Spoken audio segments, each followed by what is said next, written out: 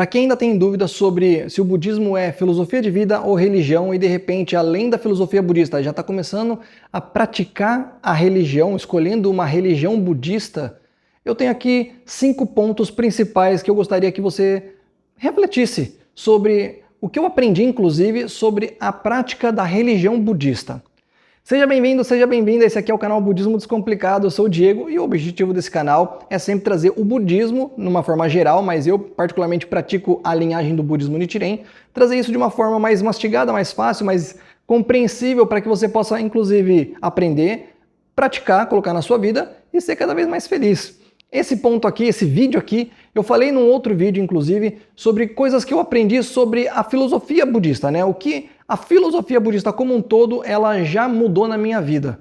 Mas aqui, se você está começando a praticar numa religião budista, né? Ou conhecendo uma escola, uma prática, uma organização, coisas que eu, né, posso dar como dicas para você analisar também e de repente até olhar com outros olhos na hora que estiver praticando, tá? Porque assim, né? A filosofia budista são mais os conceitos. Às vezes você fala assim, não acredito em Deus, então sou ateísta. O budismo tem uma versão ateísta, né? Ele é de maneira geral ateísta. Me identifiquei, é um conceito. Eu me identifico com o conceito de karma. Só por si só, karma, né? O que você faz, o que você age, reage, né? Tá na sua vida, né? Volta, tal.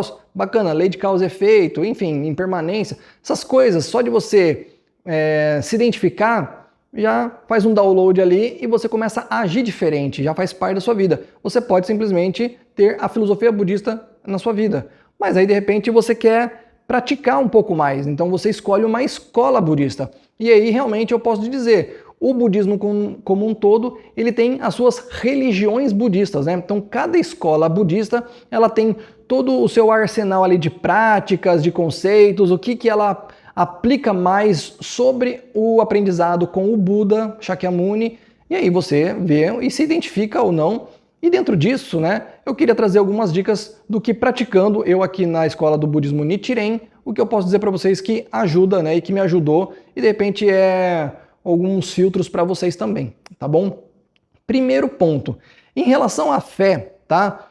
Todas as linhas budistas, se você ainda está em dúvida que escola escolher, que linha budista eu escolho, tal, eu te diria o seguinte, qualquer uma serve, tá?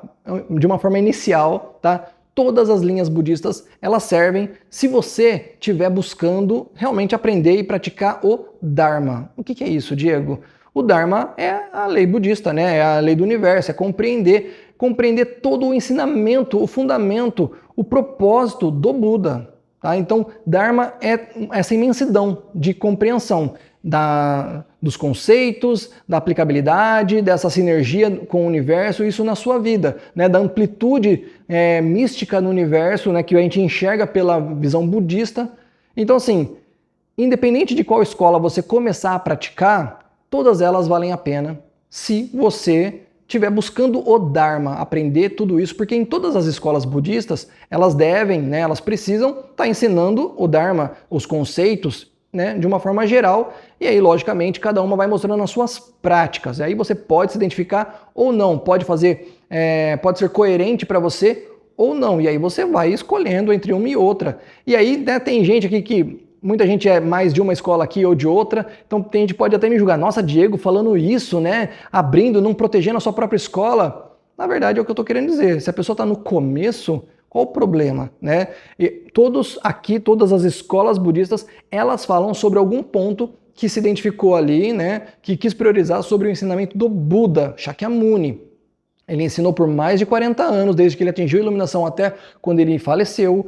Ele ensinou mais de 80 mil sutras, mais de 80 mil ensinamentos em 40 anos, né? Na linhagem que eu pratico, o budismo Nichiren, a gente pega mais o ponto, né, do ensino que ele mesmo falou que era o mais importante, que é o Sutra do Lótus. Mas isso não invalida os outros ensinamentos. A questão é, nessa prática, né, o que eu me identifico? Por que eu me identifico? Por que eu gosto de colocar isso em prática na minha vida? E às vezes você coloca outras, né? Porém, todas com o propósito de ensinar e praticar o Dharma, tá? Você querendo então praticar isso, ok. Se às vezes você já está numa prática que na verdade você começa a perceber que não é o Dharma, já são outras coisas misturadas ali, aí eu vou confessar que é melhor você não seguir, ou que você, né, reflita sobre o que é prática budista, o que é Dharma e o que de repente essa escola está ensinando, tá? O que ela está praticando, o que ela está cultuando, o que ela está priorizando. Então, tome cuidado quanto a isso. Mas, de uma maneira geral, se você está buscando isso, no começo, qualquer escola serve, por mais que elas entrem em conflitos umas com as outras muitas vezes, tá?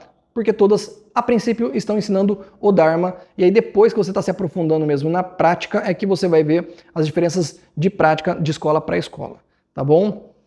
Segundo ponto, sobre a prática de cada escola, né? Então, tem as linhas budistas, então tem Theravada, tem Mahayana, no Mahayana tem um monte, tem budismo Tendai, tem budismo Nichiren, tem budismo Shingon, tem budismo Terra Pura, tem budismo Zen.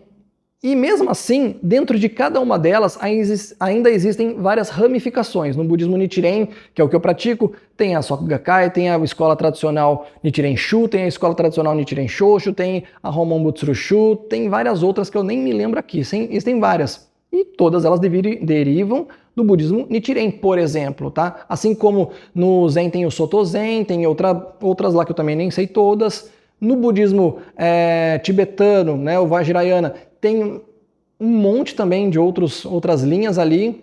E aí, né, aqui sim, sobre essas escolas, não ligue, sabe, vai para fazer bem para você mesmo, sabe? Não ligue para as tretas, para os problemas que umas têm com as outras, tá? Volto naquele ponto lá. Entenda o propósito, entenda o Dharma que ela ensina. Se você entender o Dharma que ela ensina e você, né, faz sentido para você, ok. Ah, mas essa escola não gosta da outra porque ela acha que é falso, porque ela refuta, nananã. Tá, mas o Dharma nesse sentido é coerente para você? Ou será que você se identificou com a treta? Ah, porque eu não gosto daquele, porque não sei o quê. Gente, isso não é budismo. Prática budista, né, escola budista, nem isso na verdade tem que acontecer, tá? Todas as escolas, inclusive, têm que se respeitar. Por mais que uma seja, às vezes, conflitante os ensinamentos com o outro. Todas derivam do ensinamento principal do Buda Shakyamuni. Se a prática de uma vai para um lugar e essa vai para outro, e nessa coerência você vê que essa, né, não faz sentido, paciência. Você gostou dessa? Pratica essa. E não caia na ladainha de ficar, sabe, comprando briga de coisas do passado. Porque se você está pensando comigo aqui que são coisas, inclusive, do passado, são tretas ali, você pode perceber, são coisas do ego, mesmo sendo da classe monástica. São coisas, sabe, do apego. E são coisas até da ira, da avareza, da estupidez das pessoas. Então, não caia nessa. Não se deixe levar por isso. Identifique o que você gosta nessa escola budista, pratique, e se faz sentido para você, pratique desse jeito, tá? Maravilha, siga o Dharma que ela prega. Se não, realmente, se ela vê que ela distorce muito, então saia dali, vai para uma outra que você entenda que realmente pratica mais o Dharma, independente das briguinhas, das coisas, das diferenças que uma tem com a outra, tá bom? Terceiro ponto, a vida do leigo, né, do praticante leigo, que é eu e você, tá? Conhecemos o budismo na sociedade e tal. Eu particularmente nasci numa família budista, né? Mas fui me encontrando, fui me percebendo dentro da organização, da prática do budismo e tal. Muitas pessoas, até algumas através de mim, algumas pessoas, assim como você que está assistindo, de repente, conheceram às vezes até pela internet, conheceram pelo um outro amigo, uma amiga, uma mãe, um pai, enfim, vieram a conhecer, né? Essas pessoas, nós que estamos começando e que estamos praticando o budismo na sociedade de uma forma contemporânea, vamos dizer assim, somos leigos, tá? Somos praticantes do budismo leigo. Quem que não é leigo? Monges, tá? Então essa parte monástica, aquela pessoa que já está praticando e aí se ela participa de uma escola tradicional que tem monges, que tem o clero, né? Que tem a escola mesmo, ela fala, ó, eu quero virar monge, eu quero aplicar esse aprendizado e essa vida, eu quero fazer parte disso. Ok, então ela vai começar a praticar e inclusive ter um treinamento com o mestre dele, tá? Que é, de repente, um monge ali responsável, tudo, e ele vai fazer treinamentos, vai fazer retiros, vai fazer um monte de coisa para literalmente se formar monge. E demora anos, é muito mais que uma faculdade, se você quer saber. Vai exigir empenho, vai exigir dedicação da pessoa, de estar perto, de estar aprendendo, vai exigir, às vezes, uma condição para ir fazer esses retiros, esses cursos, seja aqui no próprio país, ou em outro estado, ou às vezes em outro país, lá na fonte mesmo, de repente lá no Japão, e passar dias e não sei o que, e trabalho. Vai ter que... É uma dedicação muito grande. Legal até aí, né? Então, quer dizer, do leigo, eu de repente quis buscar ali a parte monástica. Ok, mas é importante você lembrar que o que o monge ali, eles aprendem, eles praticam, inclusive é para ensinar os leigos e praticar com isso. É uma vida de monge, né? E a prática em si, muito do que cada um busca, né, para si com a prática, para transformar o seu karma e tudo mais, é igual. Só que lógico, né? Uma pessoa que tem uma vida monástica, ela tem, né, ela segue ali, ela quis buscar uma vida de tradição. E a gente com uma vida mais leiga, é uma vida de filosofia de vida, aplicando a religião. Então tem coisas que a gente vai praticar as cerimônias igual à vida monástica, tá? E tem coisas que não. Assim como o monge também tem coisas que ele não vai fazer como um leigo, porque ele já está num outro nível que é de monge. Ah, Diego, um outro nível é melhor, é pior? Pelo contrário. Tá? Pelo contrário, o próprio Nichiren, né, que eu sigo, ele fala que a diferença na verdade está aqui, ó, na mente, né? Se a pessoa ela acha que ela é melhor do que a outra, então ela já está errando até na prática do budismo, né? Sabendo da diferença de uma vida de budismo leigo e de uma vida monástica. Se ela está buscando isso, ela vai ter uma postura diferente, né? E tem coisas que não se aplicam e tem coisas que, querendo a parte monástica transferir como prática diária, sei lá, para uma vida leiga, vai ser às vezes até pesado, mas tem coisa que a gente realmente percebe que não é 100%, né, necessário. A gente vai vai receber uma prática mais resumida, mas que não está fora ali, né, do conceito do Buda, para que a gente possa praticar na nossa vida cotidiana mesmo. E assim ter o contato com os monásticos, né, os monges, para ter o ensinamento, a transferência ali do Dharma, ter realmente uma relação de mestre e discípulo, tá certo? Então, entenda que existe a vida do leigo e existe a vida do monge, né, do monástico, e quanto mais a gente entender isso, mais a gente vai conseguir interagir de uma forma positiva e fluida, né? Para eu não me cobrar demais por uma vida que não é a vida do leigo, né? E também realmente saber diferenciar que tem coisas que eu não preciso fazer porque é uma coisa já do monge mesmo, certo? O quarto ponto é sobre a parte de doação, tá? Então, o quarto ponto eu queria dizer o seguinte, colocando a prática religiosa mesmo ali, né? Doação não é dinheiro, só dinheiro, né? Doação é também se doar. E independente da doação que você faça na sua organização, na sua escola, enfim, né? O seu paramita de doação, né? O quanto ele aflore para você, o importante é você entender que doação é de você para você, tá? De você para você mesmo. Por mais que, eu peguei e fiz lá uma doação para minha instituição, tudo porque, nossa, né? Bacana. O que isso vai trazer para você de fato no aprendizado budista? Vai trazer para você gratidão, tá? Por estar recebendo o Dharma, né, e podendo contribuir com isso, né, nos últimos dias da lei, vamos dizer assim, e também pelo aprendizado do que é poder fazer essa doação. Por que eu doei? Né? Eu doei por quê? Porque é um ato caridoso, porque eu sei que de repente a instituição ali, a escola, tudo, ou as pessoas, né, às vezes é uma doação na rua mesmo, elas precisam, é uma coisa que fez bem para o outro, e porque me fez bem saber que faz bem para o outro. Então, quando eu faço qualquer tipo de doação ou de serviço, né, de voluntariado, ou até de coisas monetárias mesmo, eu estou fazendo porque eu estou aprendendo. Eu estou aprendendo quanto eu tenho que fazer por mim, tá? Independente do quanto vai ajudar a escola ou não, é por mim. Se eu estou doando dinheiro, por exemplo, eu estou fazendo porque eu estou trabalhando a minha revolução financeira. Se eu estou fazendo uma doação, né, de tempo, voluntariado ali, é porque eu sei o quanto eu estou trabalhando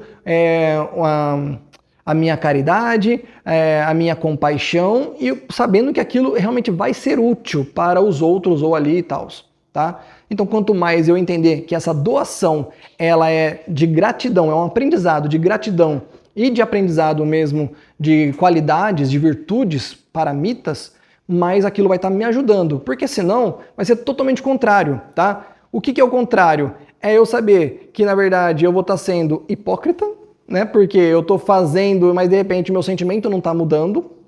Eu vou estar sendo, às vezes, carente, porque eu estou fazendo para ter algum tipo de atenção do grupo, né? Então, eu estou fazendo porque, na verdade, eu quero ter uma ligação com os outros ali.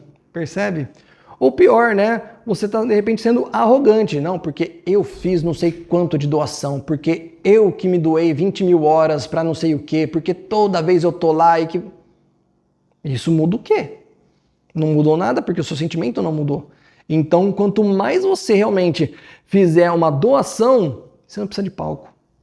Né? Tem até um termo que o pessoal fala, Myonoshoran, né? Em japonês, fala que é a luta nas sombras. Né? Então, assim, quanto mais realmente você fizer uma luta de bastidor, uma luta realmente, né? Uma doação onde não importa quem viu e quem vê, o importante é eu saber o que eu fiz, por que eu quis, né, me doar e o quanto isso vai contribuir de fato para o que eu contribuí, perfeito.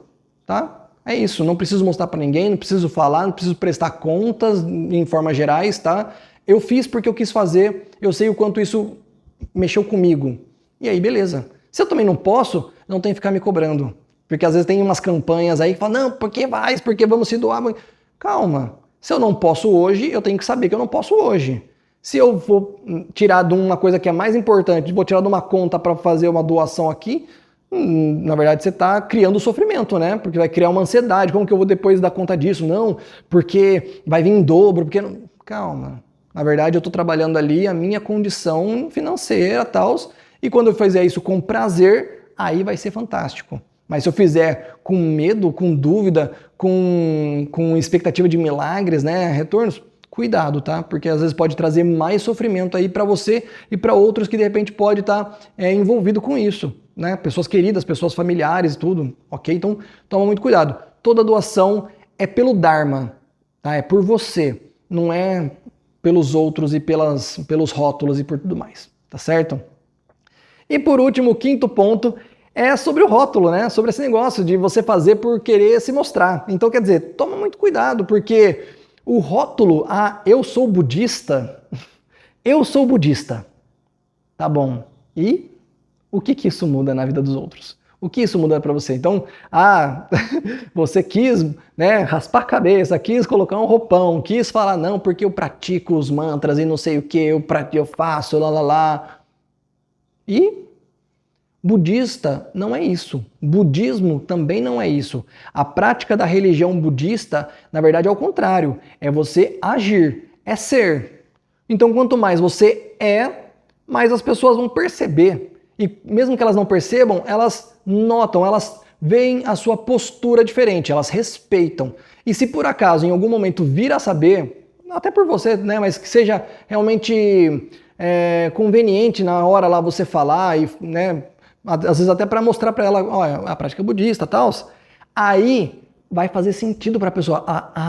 Então tá explicado. Ela é budista, né? Então, poxa, eu já notei essa postura e realmente é muito legal. Essa pessoa ela é diferenciada, mas por quê? Às vezes porque sim, tá? E ok, tem muita gente no universo aí que porque sim.